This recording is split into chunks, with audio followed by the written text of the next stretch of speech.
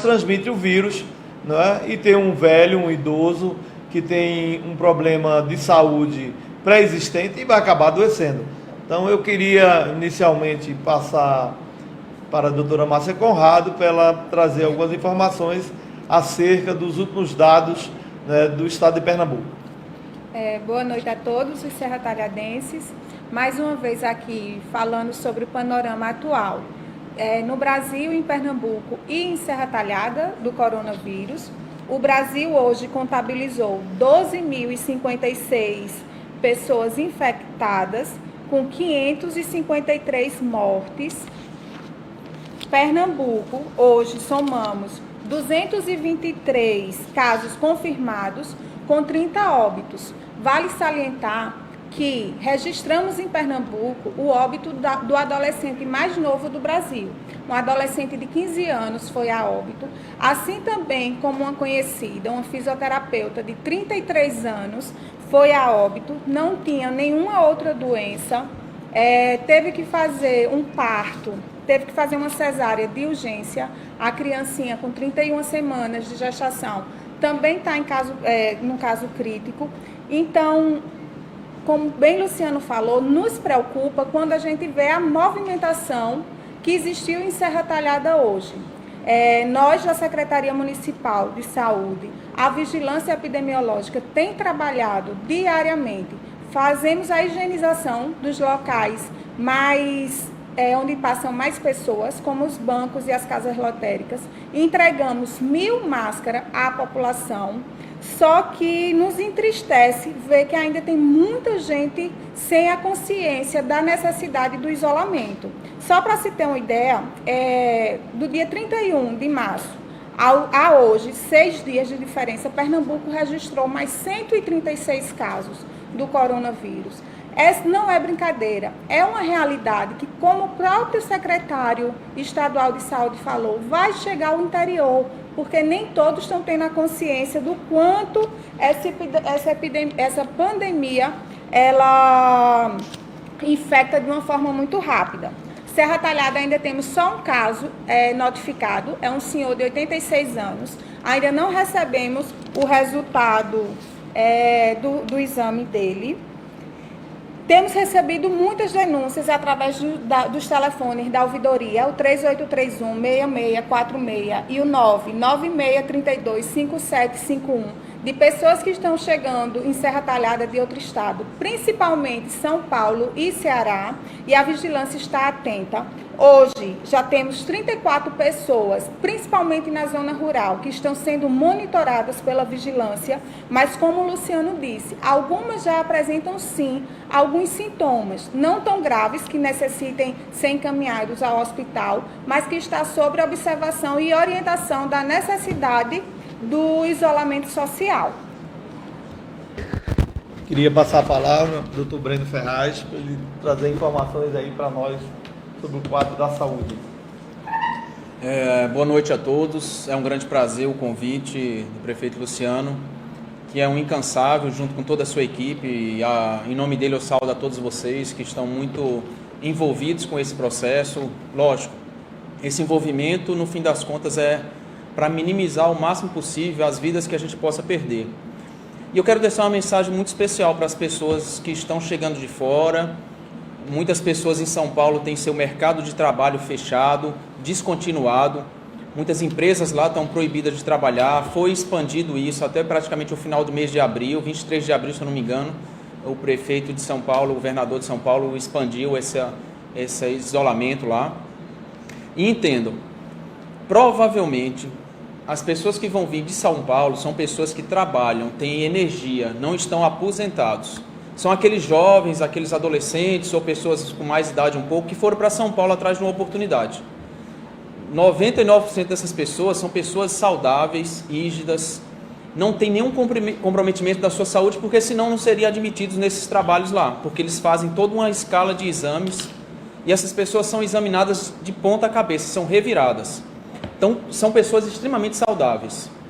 Essas pessoas, elas provavelmente, se tiverem contato com alguém lá, não vão apresentar sintoma algum. E aí eu quero que você fique muito, muito vivo com essa informação. todas as pessoas de São Paulo que estiverem contaminadas vindo para o Nordeste, provavelmente 99% deles não vão reclamar de uma coriza, de uma ardência no nariz, de uma tosse, de um cansaço, de uma falta do cheiro, que são esses sintomas mais comuns iniciais. Dificilmente algum vai cansar mesmo. E normalmente isso vai acontecer, se apresentar alguns sintomas, 1 semana, 10 dias depois que chegar aqui em Pernambuco, ou na Paraíba, ou no Ceará, ou em qualquer lugar do Nordeste. Então é importante todo mundo ter isso na consciência que provavelmente esses jovens que estão vindo das outras cidades, eu coloquei São Paulo, mas qualquer lugar do país que tenha essa circulação do vírus já dentro da cidade, essas pessoas são os grandes contaminantes agora dos interiores e das regiões onde ainda não tem casos. Provavelmente são esses os mais arriscados hoje de contaminar as pessoas, porque vem visitar o avô, vem visitar o pai, quer ficar perto da mãe, da família, e é nessa hora que você provavelmente vai perder a chance de salvar um familiar seu. Então o que a gente pede encarecidamente, e essa é uma demanda muito importante aqui, que a doutora Márcia e o prefeito Luciano também deixaram muito claro, é que se você realmente ama a sua família, imagina você se sentir responsável por ter trazido o vírus para uma pessoa que é muito importante na tua vida. Imagina se essa pessoa de repente piora, adoece e você vem a ter uma perda dela por esse vírus, sabendo que você pode ter sido o grande responsável por tudo isso. Então nós pedimos encarecidamente a essas pessoas que cheguem de qualquer lugar da região, fora das regiões do interior do Nordeste principalmente, e a gente pega aqui Serra Talhada, mas a Serra Talhada é grande berço para todos esses municípios que estão aqui ao nosso redor, talvez 800 mil vidas dependam de Serra Talhada nesse momento. A gente pede encarecidamente para que vocês se isolem. Tentem ficar mais em lugares onde tenha mais pessoas jovens, tente não ter contato com as pessoas mais idosas, tente evitar realmente estar perto das pessoas que você está morrendo de saudade, e eu sei que tem muita saudade aí, tem muita dor por esse distanciamento de você de ter ido trabalhar fora, mas a gente pede encarecidamente para que você se preserve pelo menos aí 2 semanas do contato com essas pessoas, porque hoje a gente sabe que a cada 4 pessoas que pegam o coronavírus, 3 são por pessoas que não sentem absolutamente nada, e são justamente esses 3 que representam a grande maioria dos contaminantes que a gente tem no nosso país. Não são aquelas pessoas que têm cansaço, falta de ar, estão nos hospitais, que estão contaminando os outros, não. São, na verdade, aqueles que estão nas ruas achando que está tudo bem, e aí a gente anda realmente nas cidades hoje, a gente vê porque parece que está tudo normal, parece que as pessoas acharam que como a doença não chegou até agora, a gente já pode sair, já pode ir para a vida, que foi muito alarde, que foi exagero das comunidades, das sociedades, que a sociedade médica fez um pânico danado por nada e que os prefeitos estão tomando decisões tão duras como parar uma cidade. E imagina economicamente o que não é isso para a nossa região. Imagina você parar uma cidade toda sem ter uma coisa que te garanta que aquilo ali é verdadeiro. Então eu queria muito que abrisse esse momento da live com essa discussão, de você realmente preservar as pessoas que são importantes para a sua vida, de você trazer um pouco dessa consciência sobre esse processo, porque os casos realmente estão aumentando. Existem algumas fases na epidemia, na transmissão desses vírus, e a primeira fase é quando o vírus está lá contaminando alguém que passa de um animal para um ser humano. Mas aí tem uma segunda fase que é quando importa-se os casos.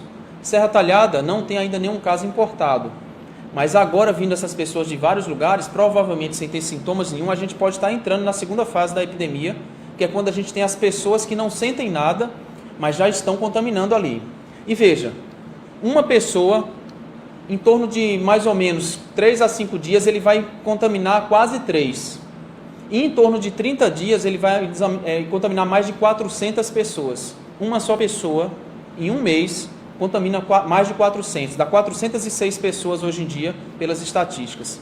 Imagine se a gente tem aqui 10 pessoas chegando de São Paulo amanhã. Elas podem, de repente, contaminar amanhã 4.000 pessoas. E imagina o que é 4.000 pessoas disseminando isso aqui na nossa região.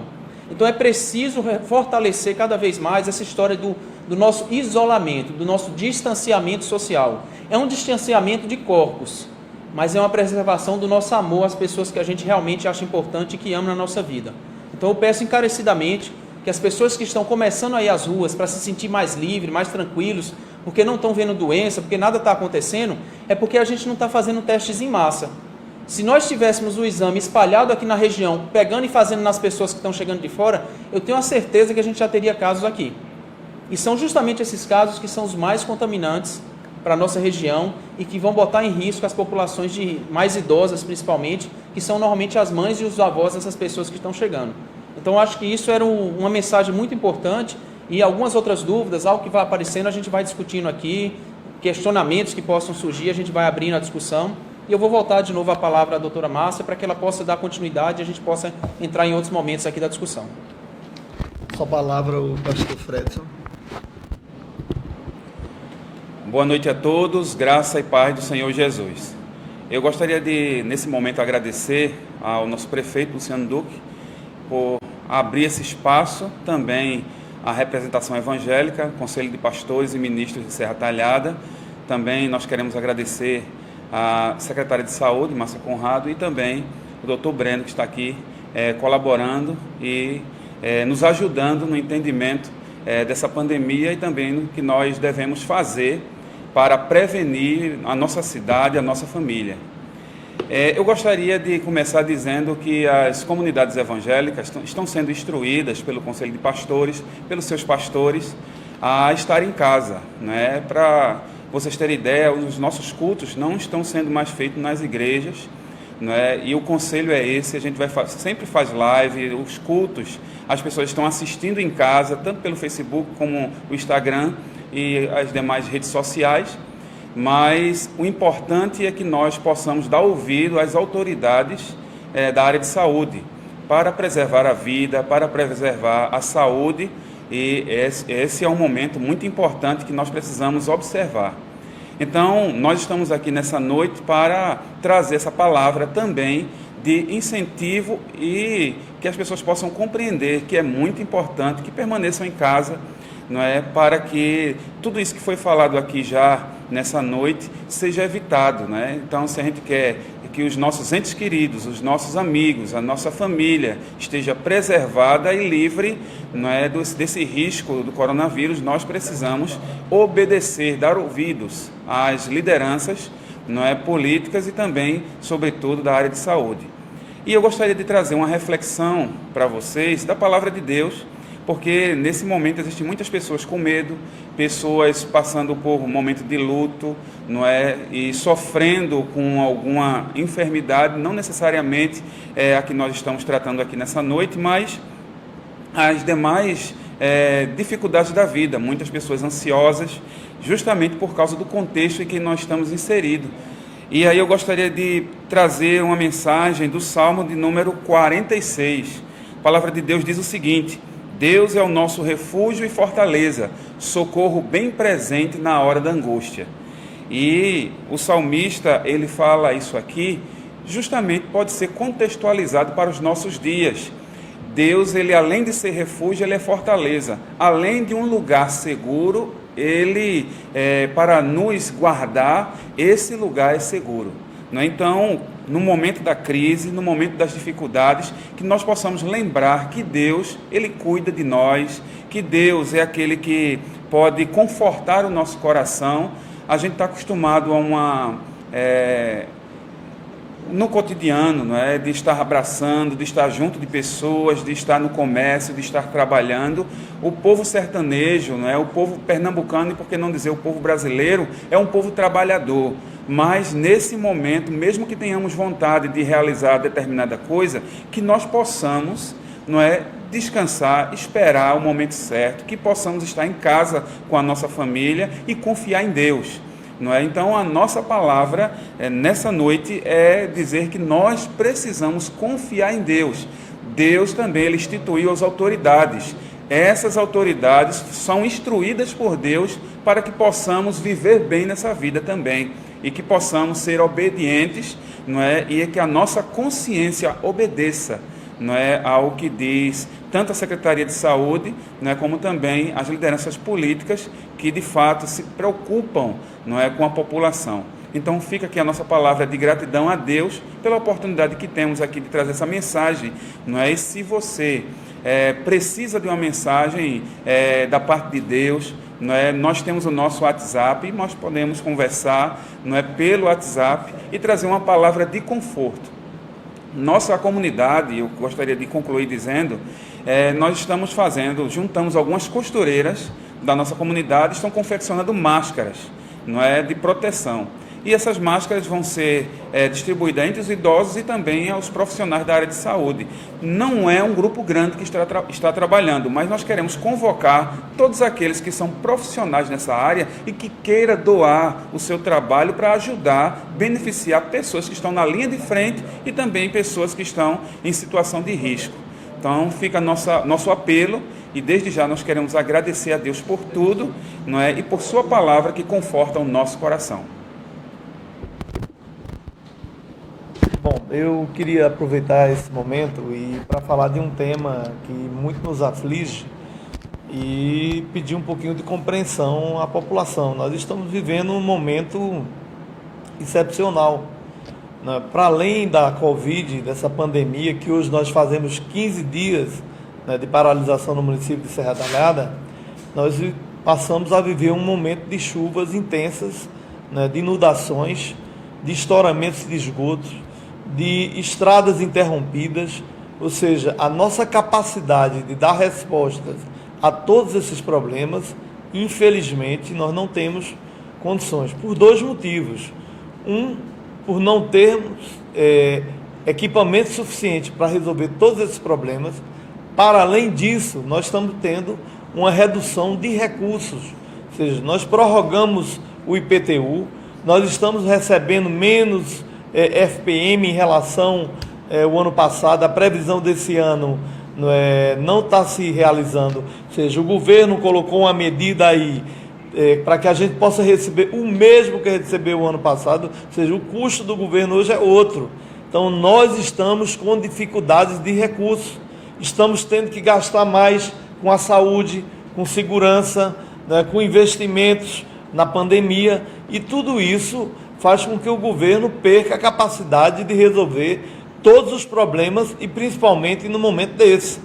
Ou seja, o que eu recebo de reclamações dia, porque a rua está intransitável, porque choveu 85 milímetros, arrancou o calçamento, nós não vamos conseguir resolver tudo isso ao mesmo tempo. Eu peço desculpas, peço um pouco de tolerância, peço paciência. Só para vocês terem uma ideia, nessas últimas chuvas, desde janeiro para cá, a gente já vai investindo mais de 300 mil reais em recuperação de esgotos. Por quê? Serra Talhada, as construções de um certo tempo para cá, as pessoas passaram a colocar a água de drenagem na rede de esgoto. Toda vez que chove, estoura toda a rede de esgoto. Isso tem trazido um prejuízo enorme para a cidade e para o município.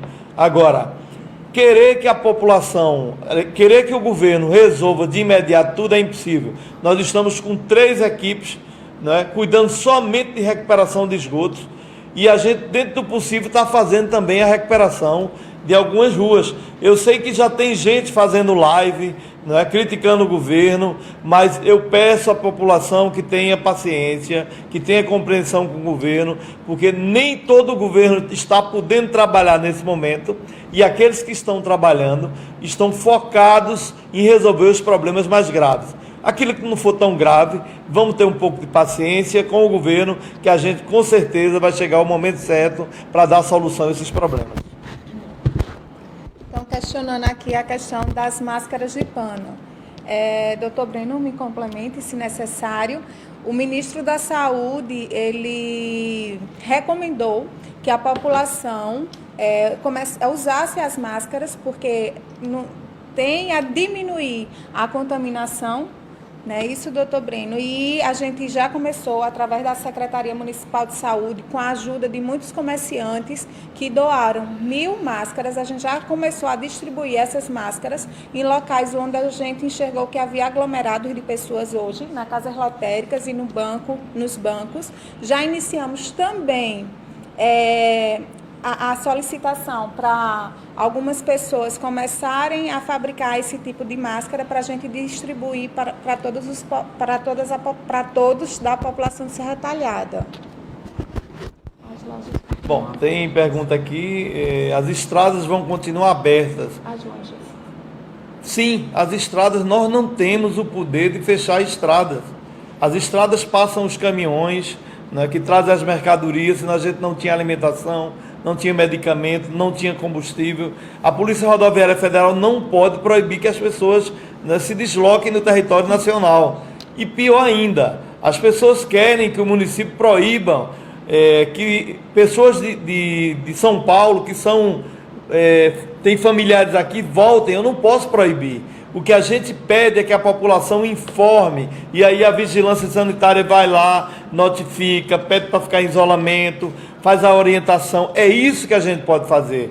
Então, você que recebe alguém de fora, peça essa pessoa para ficar num quarto separado, mesmo que esteja assintomática, que não tem absolutamente nada, fique isolado dos mais velhos para evitar a contaminação. Porque quem está assintomático tem uma carga viral grande e vai contaminar a sua família. Então é isso que as pessoas têm que ter como conduta, né, no dia a dia. Eu não posso, nem doutor Breno, nem doutora Márcia, nem o governador, proibir que as pessoas entrem em Pernambuco. Agora, é responsabilidade de cada cidadão identificar esse que está chegando e avisar a vigilância sanitária do município, que está aí o telefone sendo colocado à disposição de todos vocês, para que a partir do momento que a gente for informado, podem ter certeza que a vigilância sanitária vai lá fazer a parte dela. Deixa só... muitas pessoas que estão vindo de avião e vindo de Juazeiro e de Recife em carros próprios estão tendo a dificuldade porque acham que a medição da temperatura com o termômetro infravermelho já é um teste. Não, não é o teste. Você não fez o teste, por isso que a vigilância está indo em sua casa.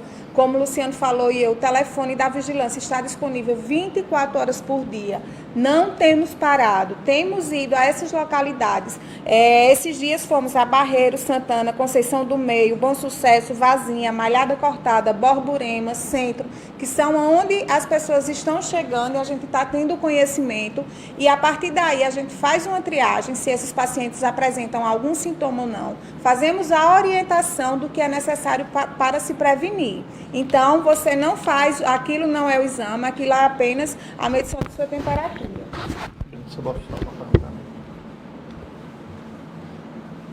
Bem, existem algumas perguntas aqui que algumas pessoas estão fazendo e a gente vai falar um pouco sobre o que a gente sabe e o que a gente tem acompanhado da estrutura de saúde aqui na nossa região, especificamente Serra Talhada. Questionou-se como anda a instalação do hospital de campanha que está sendo estruturado aqui no OSPAN, que é o Hospital Regional. Bom, Serra Talhada como sendo o quarto polo médico do estado, né? É uma macro-regional que inclui ali Afogados, tem a regional de Afogados, a regional de Arco Verde e Serra Talhada. Essas três juntas vão ser centralizados esses processos mais em Serra Talhada. E aí, a ideia é que se tenha lá no OSPAN, naquele estacionamento onde seria ali um heliponto, mais à direita, todo aquele lado direito do hospital regional nosso, ele está sendo para parte viral, respiratória, e o que a gente pretende é acolher de pessoas com esses processos. Já existe uma separação muito clara lá no hospital, onde, para o lado esquerdo, quando você chega, são os pacientes que continuam tendo infarto, derrame, problemas urinários, problemas gastrointestinais, diarreia, vômito, apendicite, problemas de saúde de uma forma geral continuam a existir. O que a gente ficou muito surpreso, de certa maneira, que foi uma coisa boa, foi que diminuiu também muito o número de casos. Não uma surpresa, mas de certa maneira isso aumenta o número de leitos no país, porque as pessoas mais em casa também se acidentam menos, e aí aumentou muito o número de leitos para atender pessoas. E o que a gente já tem hoje é que esse hospital de campanha será feito ali naquela região, já está todo estruturado, todo programado, já foi feito todo o planejamento, o Estado está fazendo sua mobilização para mandar materiais para cá e para que isso comece realmente a acontecer de forma efetiva, e a previsão é que ali tenham 100 leitos para conseguir cuidar das pessoas que chegam aqui com sintomas respiratórios ou que precisam ficar internados, que a gente já sabe que normalmente os que ficam internados, no mínimo ali vai uma semana, 10 dias, 15 dias, e se for para ventilação mecânica, se for colocar nos aparelhos, pode chegar inclusive a 21 dias de internação hospitalar. Então é um processo que quando entra um ali que ocupa um leito, provavelmente aquele leito vai ficar ocupado por quase todo o processo mais crítico da epidemia.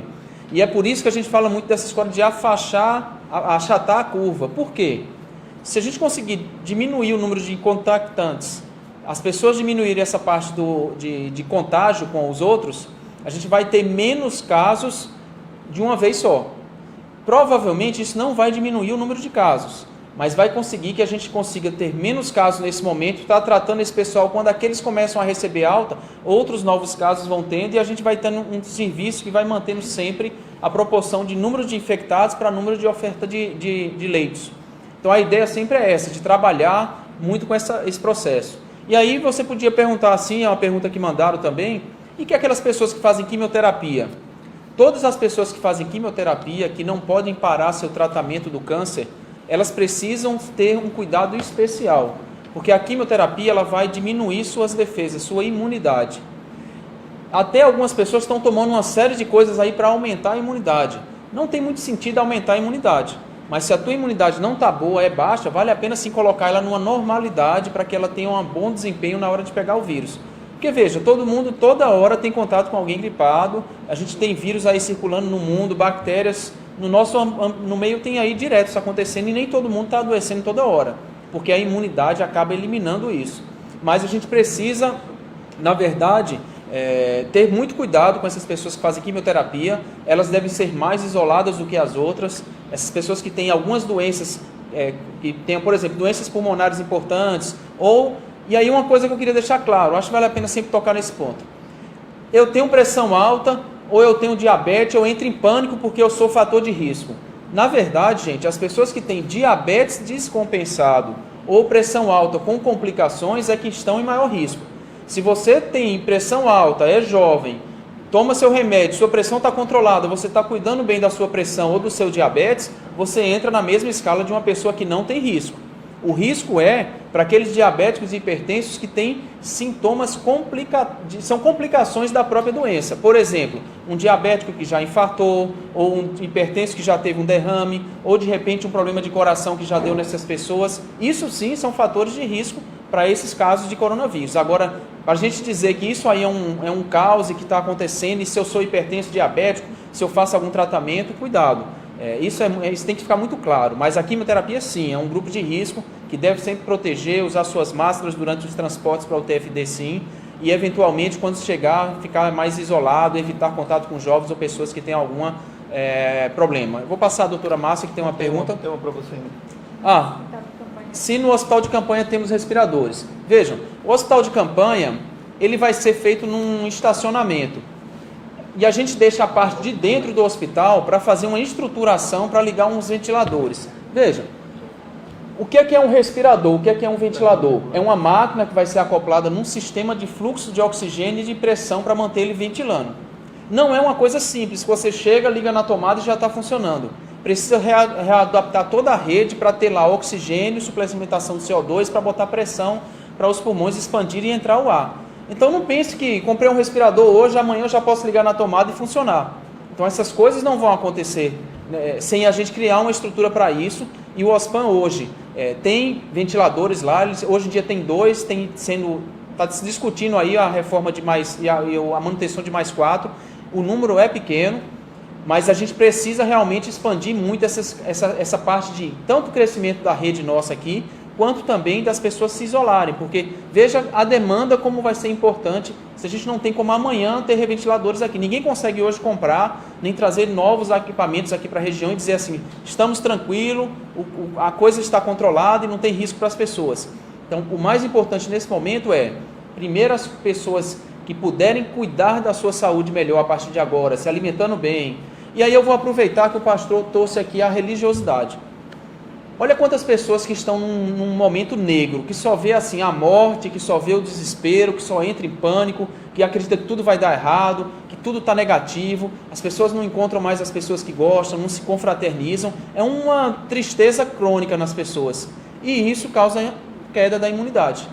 Essa talvez seja a maior hora para a gente testar a nossa fé, para a gente ver se nós realmente somos cristãos, e aí independente da tua religião, do que você pratica, de você colocar realmente esse Deus para funcionar a teu favor, de realmente se conectar com Ele, para que Ele possa intuir os teus caminhos. Porque veja, tudo na nossa vida é causa e consequência. A gente planta hoje para colher amanhã. Se eu cuido da minha saúde lá atrás, hoje eu estou colhendo os frutos dela.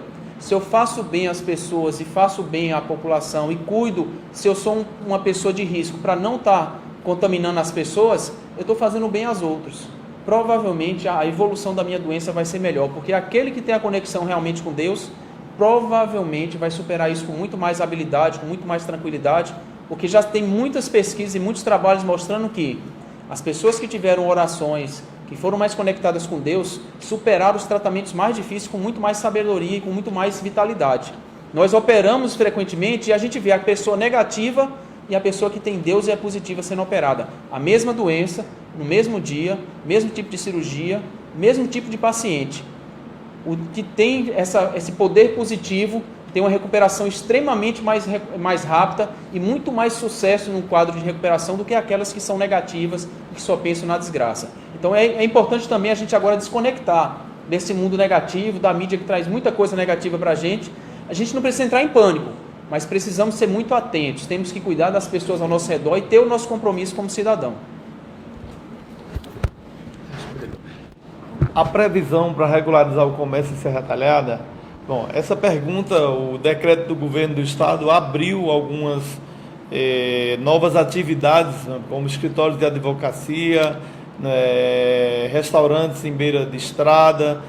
O decreto está aí disponível no portal, onde lá a indicação das atividades que podem funcionar. Eu creio que nós temos apenas 11 dias para concluir esse primeiro período, ou seja, nós estamos a 15 dias, né, do decreto de isolamento, faltam 11 dias, o decreto do estado encerra dia 17, eu creio que a partir do dia 17, nos municípios, né, nos territórios onde a gente não tenha nenhum caso, o olhar do estado vai ser um pouco diferente, então é preciso que a gente compreenda que se a gente se mantiver isolado e não tiver nenhum caso, o estado vai começar a liberar algumas atividades. Hoje eu vi em Ponta Grossa, o comércio de lá já sendo liberado por dia que abre loja de imóvel, dia que abre loja de roupa, ou seja, para que não pare tudo.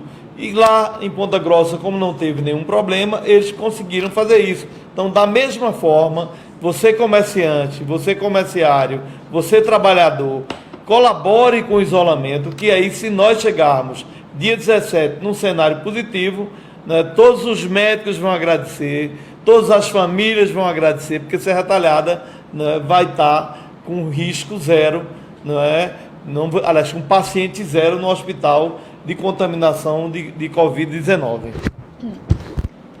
O que fazer com as pessoas que chegam de outro estado com os sintomas? Essas pessoas, elas estão sendo acompanhadas pela Unidade Básica de Saúde. E aqui eu não canso de agradecer e de parabenizar todos os profissionais da área de saúde, não só do município, mas como do estado, que têm trabalhado de forma honrosa, de forma integral, para cuidar de vocês, serratalhadenses. Hoje, nossas unidades básicas de saúde, elas fazem a triagem, os casos menos graves são cuidados e tratados na atenção básica, os casos mais graves são enviados para o OSPAM. Temos monitorado em torno de 308 pacientes na nossa atenção básica, mas como o doutor Breno disse, eu reforço, estamos num momento crítico, que é primordial o isolamento. É o momento onde a gente precisa ficar em casa para que não haja uma infecção de forma, um período crítico para conter a contaminação de forma descontrolada. Então, é necessário que tantos esses pacientes que estejam sendo acompanhados na atenção básica, em outros locais, seus familiares, quem está vindo de outros estados, de outras cidades, fiquem em casa, fiquem isolados, principalmente dos idosos. Porque, como muito bem foi falado aqui, muitos chegam assintomáticos, mas podem passar esse vírus para suas mães, para os seus pais. É o momento em que a gente vai decidir se a gente vai evitar a morte de várias pessoas ou se a gente vai para a rua e vai transmitir esse vírus e causar um número maior de óbitos. Ok. Uma outra pergunta que chegou, uma pergunta bem interessante, é se já existe cura para o vírus. Veja só, não temos uma cura para o vírus. Uma cura seria eventualmente um medicamento que você toma hoje, amanhã está bom e recupera totalmente, ou eventualmente uma vacina que possa proteger você ter esse vírus. Essas coisas estão em andamento. Mas existem muito boas notícias. E uma notícia que eu acredito muito, que é uma das mais fortes ultimamente, é que um medicamento que já é muito antigo, há 70 anos de experiência no nosso país, que é utilizado muito para malária e algumas doenças dermatológicas, algumas doenças reumatológicas, que é a hidroxicloroquina, quando associado a um outro medicamento chamado azitromicina, fizeram mudanças dramáticas. Assim, foi muito rápido o efeito dela e a melhora sintomática e também da viremia, que seria o número de vírus dentro da pessoa, caiu muito rápido essas taxas, tanto de doenças, quanto vírus, e quanto recuperação mais rápida das pessoas. Nós acreditamos verdadeiramente que essa associação pode ser o grande momento que o nosso país pode aproveitar esse avanço científico e essas pesquisas. Lógico, não recomendamos de forma alguma as pessoas terem isso em casa, fazer o uso de forma indiscriminada, mas se a gente for inteligente na hora de usar essas medicações e usar na hora certa com os pacientes que são principalmente aqueles de risco, lembrando que pessoas abaixo de 50 anos, elas estão fora do risco praticamente, são riscos muito baixos, a gente vai ver jovem morrer, isso é fato, mas a mortalidade é muito baixa. Lógico que a gente não quer perder ninguém, quem é que quer perder algum? A pessoa de 100 anos que morre, a dor é a mesma, porque a gente tem um amor a uma pessoa durante a vida inteira dela. Então a gente vai sofrer, nós vamos morrer. Mas aquelas abaixo de 50 anos têm muito mais perspectiva de se defender. Agora, aquelas que têm mais de 50, principalmente mais de 60 anos, são pessoas de risco. E é para elas que essas medicações, nas fases talvez intermediárias, não deixar talvez chegar tão grave nos casos, mas na fase intermediária para a fase grave, talvez seja a coisa mais inteligente para a gente usar nesse momento.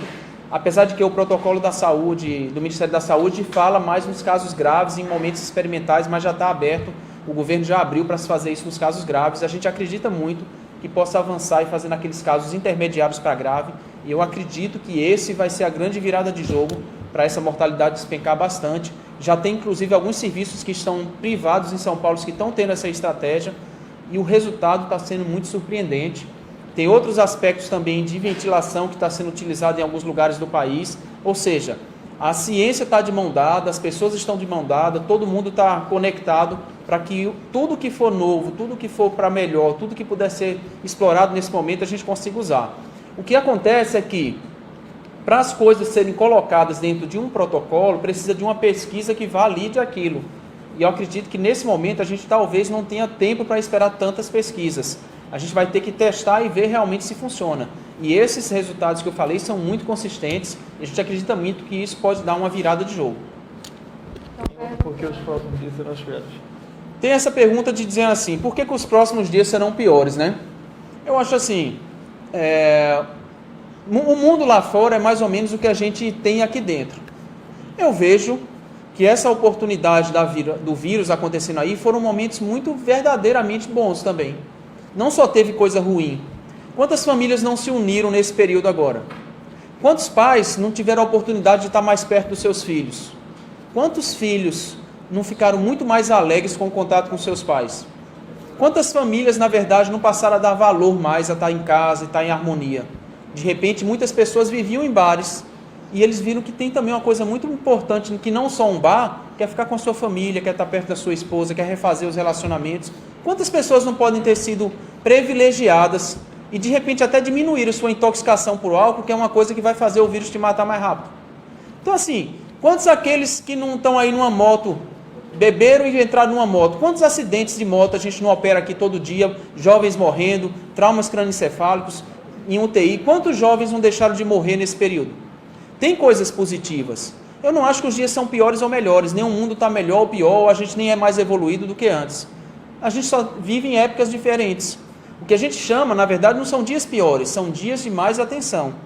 Atenção no sentido, esse momento agora, a gente pode passar de uma fase de chegar a casos de fora para uma fase de você se contaminar dentro sem saber de onde pegou. E esse é o momento que a epidemia entra num pico maior, que a gente quer achatar a curva. Então, eu não diria que seriam dias piores, mas dias de mais atenção, para a gente não deixar acontecer o que aconteceu, por exemplo, no Ceará, que é nosso irmão aqui perto, mas está sendo tomado o estado do Ceará.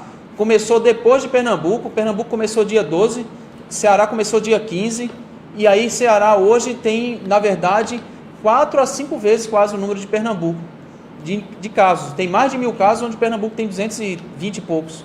E aí a gente vê, será que essas coisas não é a hora da gente refletir e tomar as ações verdadeiras para, na verdade, evitar alguns dias ruins? Então é essa reflexão que eu traria. Nada é pior, tudo é uma oportunidade para a gente fazer aquilo que tem que ser feito. Bom, eu fui instado a fazer uma avaliação da condição da crise pelo ministro da Saúde, o ministro Mandetta. Eu queria traçar um paralelo do político e do gestor na hora de tomar decisões. Quando a gente é instado a decidir sobre um tema que a gente desconhece, a gente tem que se cercar de pessoas, né, que têm o conhecimento técnico. E assim o fizemos. Breno foi convidado na primeira reunião aqui do Comitê de Crise de Serra Talhada, e a minha ideia naquele momento, eu não tinha a certeza de que decisão tomar, né, de paralisar ou não as escolas. Nós convidamos, né, o Ministério Público, nós convidamos os diretores das escolas, a secretária de Educação do município, e a minha decisão naquele momento era de muita insegurança, não é? Eu não saberia se devia tomar uma decisão ou não. E após ouvir o doutor Breno, naquele momento nós tomamos a decisão de imediato de solicitar a paralisação das escolas do município de Serra Talhada, e daí foi evoluindo para outras decisões, em consonância com o comitê estadual. Mas vocês vejam a importância de um gestor ouvir a sua equipe técnica, e aí não vai uma crítica a quem quer que seja. Eu acho que o presidente Bolsonaro precisa ouvir mais, né, a equipe técnica do Ministério da Saúde, e ouvir mais a Organização Mundial de Saúde e o mundo inteiro. Hoje eu vi a Suécia, né, que questionou, né, o isolamento horizontal e adotou o vertical, e hoje está tendo que voltar atrás.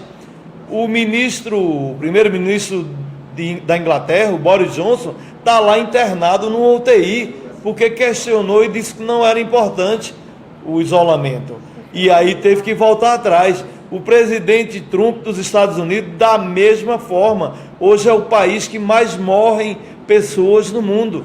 Então, gente, é preciso que a gente não politize o assunto, é necessário que a gente escute as autoridades que têm o conhecimento, e assim o fizemos.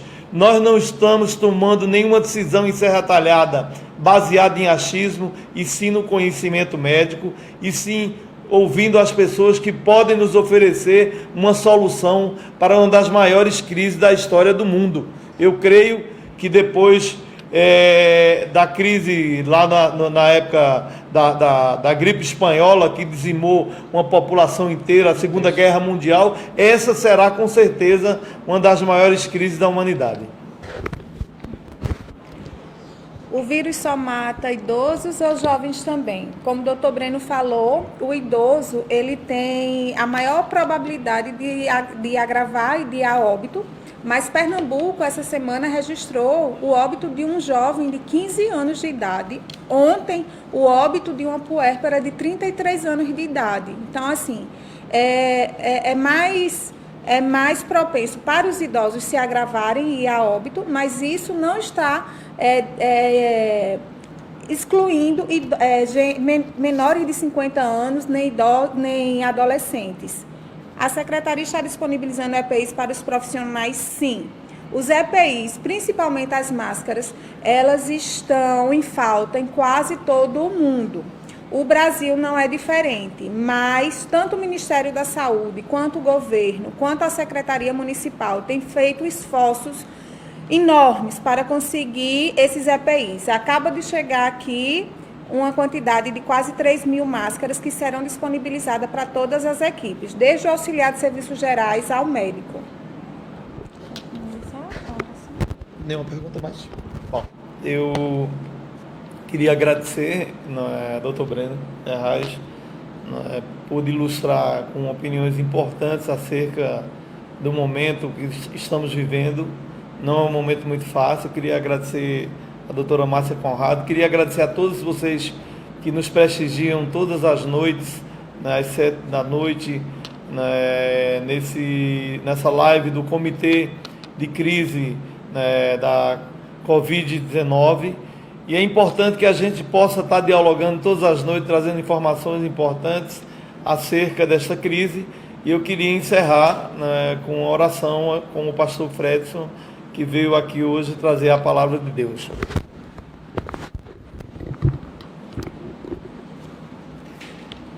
Queremos agradecer também, mais uma vez, pelo convite para nós expressarmos de maneira simples e o que diz a palavra de Deus acerca dos momentos de dificuldade da nossa vida, que possamos buscar em Deus, a solução e também o amparo, o descanso. Nós precisamos estar em paz, nós precisamos confiar em Deus. Então, nesse momento, convido você a orar, curvar sua cabeça, vamos pedir a Deus que ajude e nos abençoe, que o Senhor esteja direcionando, capacitando ainda mais os nossos líderes políticos e também a liderança da área da saúde, que tem sido guerreiros e não tem medido esforços para realizar esse trabalho tão necessário na vida do serratalhadense, por que não dizer na vida do brasileiro. Então vamos orar, pedindo a graça do Senhor pelos profissionais da área de saúde, mas também pela população, para que o nosso coração esteja confortado, nosso coração esteja em paz diante da crise. Pai, nós nesse momento queremos colocar diante de Ti a nossa vida, a vida, Deus, dos líderes políticos da nossa cidade, do nosso estado, do nosso país. Ó Pai, nós queremos colocar também diante de Ti aqueles que estão na linha de frente, Senhor, que eles possam ser capacitados pelo Senhor e também, ó Deus, que haja a provisão na área da saúde, tanto em instrumentos como também materiais de proteção. Que o Senhor esteja suprindo todas as necessidades, que o Senhor esteja confortando os corações, ó Deus, daqueles que são idosos, daqueles, ó Deus, que têm medo desse momento tão difícil, mas sabemos, ó Deus, que em Ti nós podemos encontrar o conforto, em Ti, ó Deus, nós podemos encontrar o amparo. Que o Senhor permaneça nos abençoando e que nesse momento de crise possamos pensar em Ti, pensar na Tua palavra, lembrar que nós precisamos cada vez mais confiar no Senhor. Abençoa cada um de nós, o prefeito, a secretária, os médicos, que o Senhor esteja derramando a Tua graça sobre toda a população. Queremos desde já, Senhor, Te agradecer, porque sabemos que o Senhor cuida de nós, mesmo nos momentos de crise. Nós queremos Te agradecer por tudo, ó Pai, em o nome de Jesus. Amém. Eu queria também fazer um registro e agradecer a Rogério e Dr. Jailson, Rogério da Arena Pub, que tem feito um trabalho muito importante, doação de cestas básicas, arrecadando donativos, a Charles e a Tiringa, um grande abraço aí, Charles e Tiringa, ou seja, o governo também, junto com a Secretaria da Educação, Marta Cristina, já atendeu mais de 3.000 famílias, ou seja, em Serra Talhada nós já conseguimos atingir mais de 5.000 famílias. Essa semana eu espero que nós possamos chegar a 10.000 famílias com cestas básicas. Essa é uma ação importante da sociedade civil em parceria com o governo. O secretário Josenildo André, através da Secretaria de Desenvolvimento Social, também tem desenvolvido um trabalho social importante, no sentido de levar o alimento para as pessoas que não têm a quem recorrer nesse momento de tanta dificuldade, e aguardar o aplicativo, amanhã será anunciado, do governo federal, para que as pessoas possam identificar através desse aplicativo onde ir receber esse recurso. Evidentemente, aqueles que estão dentro dos cadastros do MEI, do Bolsa Família, ou do informal, ou no CAD único do governo federal.